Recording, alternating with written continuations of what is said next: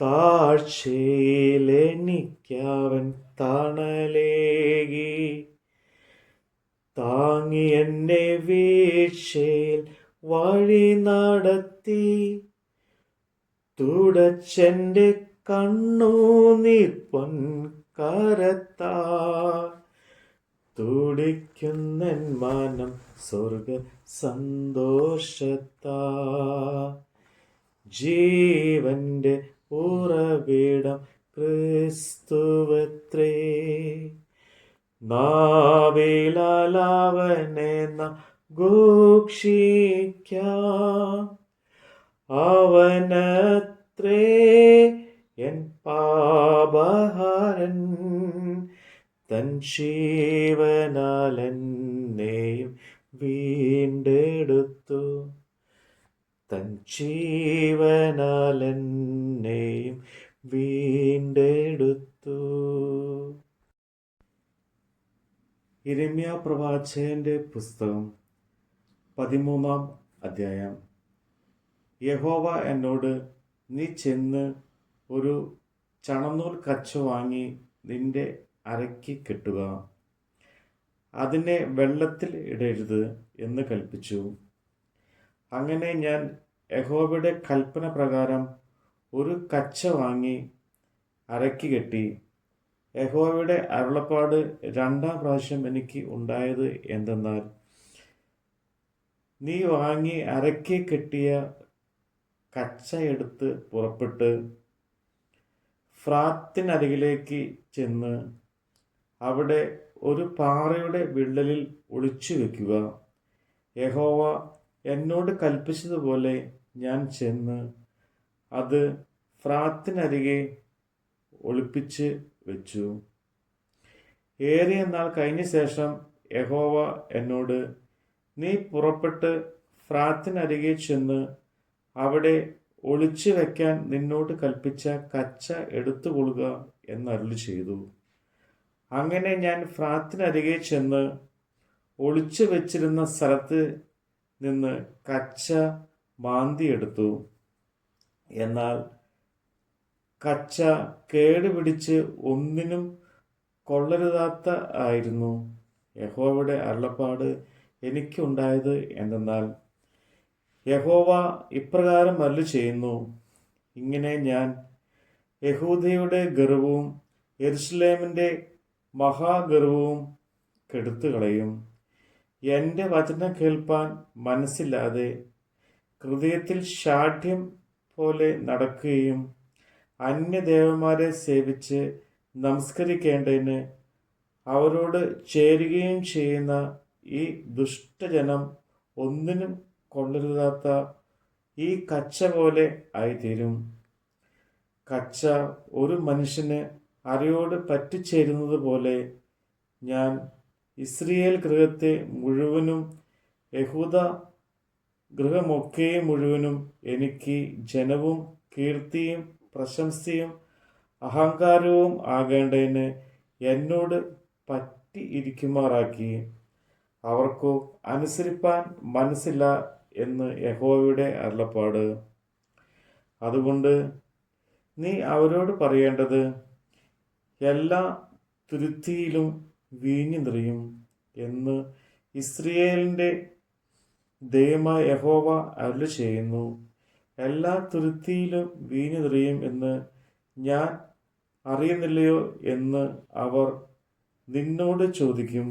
അതിന് നീ അവരോട് പറയേണ്ടത്, യഹോവ ഇപ്രകാരം അരുളി ചെയ്യുന്നു, ഈ ദേശത്തിലെ സർവ്വനിവാസികളെയും ദാവീദിന്റെ സിംഹാസനത്തിൽ ഇരിക്കുന്ന രാജാക്കന്മാരെയും പുരോഹിതന്മാരെയും പ്രവാചകന്മാരെയും യെരൂശലേമിലെ സർവ നിവാസികളെയും ഞാൻ ലഹരി കൊണ്ട് നിറയ്ക്കും.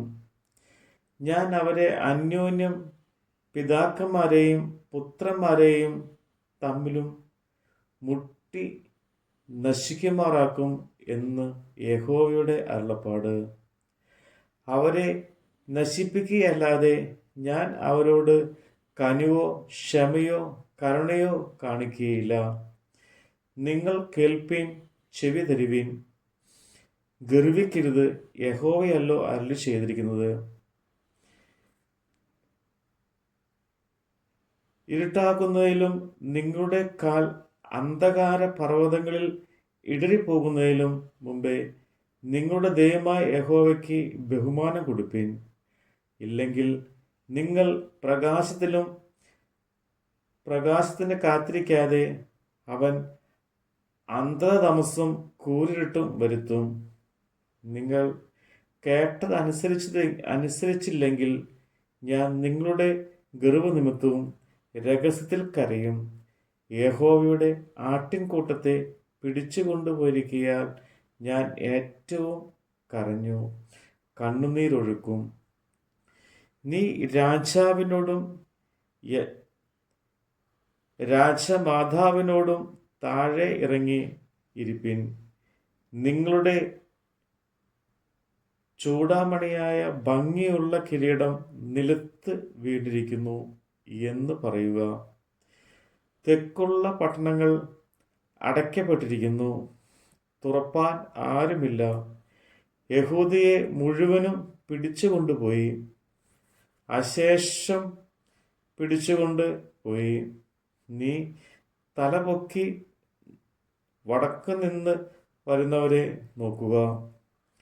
നിനക്ക് നൽകിയിരുന്ന കൂട്ടം, നിന്റെ മനോഹരമായ ആട്ടിൻകൂട്ടം എവിടെ? നിനക്ക് സഖികളായിരിക്കാൻ നീ തന്നെ ശീലിപ്പിച്ചവരെ അവൻ നിനക്ക് ബലവാന്മാരായി നിയമിക്കുന്നു. എങ്കിൽ നീ എന്തു പറയും? നോവ് കിട്ടിയ സ്ത്രീയെ പോലെ നിനക്ക് വേദന പിടിക്കില്ലയോ? ഇങ്ങനെ എനിക്ക് ഭയപ്പാൻ സംഗതി എന്ത് എന്ന് നീ ഹൃദയത്തിൽ ചോദിക്കുന്നു എങ്കിൽ നിന്റെ അകൃത്യ ബാഹുത്വ നിമിത്തം നിന്റെ വസ്ത്രത്തിൻ്റെ വിളമ്പ് നീങ്ങിപ്പോകും. നിന്റെ കുതിക്കാലിന് അപമാനം വന്നും ഇരിക്കുന്നു.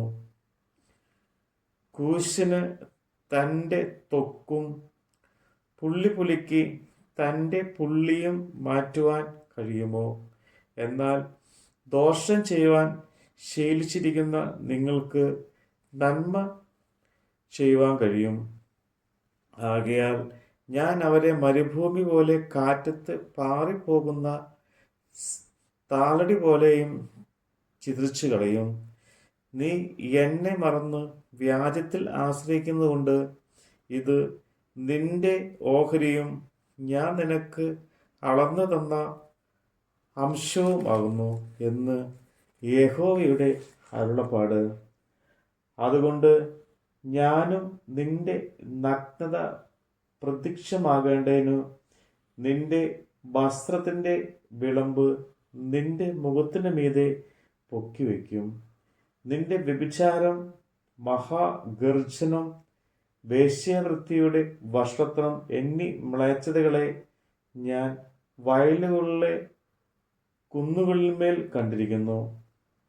യെരൂശലേമേ, നിനക്ക് അയ്യോ കഷ്ടം! നിർമ്മലനായിരിക്കാൻ നിനക്ക് മനസ്സില്ല. ഇങ്ങനെ നീ ഇനി എത്രത്തോളം? നമ്മുടെ കർത്താവിൻ്റെ വചനമാണ് നമ്മൾ കേട്ടത്. കര കാണാതാഴിയിൽ പലയുവോരേ, കരുണയെ കാംക്ഷിക്കും മൃതപ്രായരേ, വരികവൻ ചാരത്ത് ബന്ധിതരേ, തരുമവൻ കൃപമന ശാന്തിയതും. ജീവന്റെ ഉറവിടം ക്രിസ്തുവത്രേ, നാവിലവനെ നാം ഘോഷിക്കാം. അവനത്രേ എൻ പാപഹരൻ, തൻ ജീവനാൽ എന്നെയും വീണ്ടെടുത്തു. അവനത്രേ എൻ പാപഹരൻ, തൻ ജീവനാൽ എന്നെയും വീണ്ടെടുത്തു.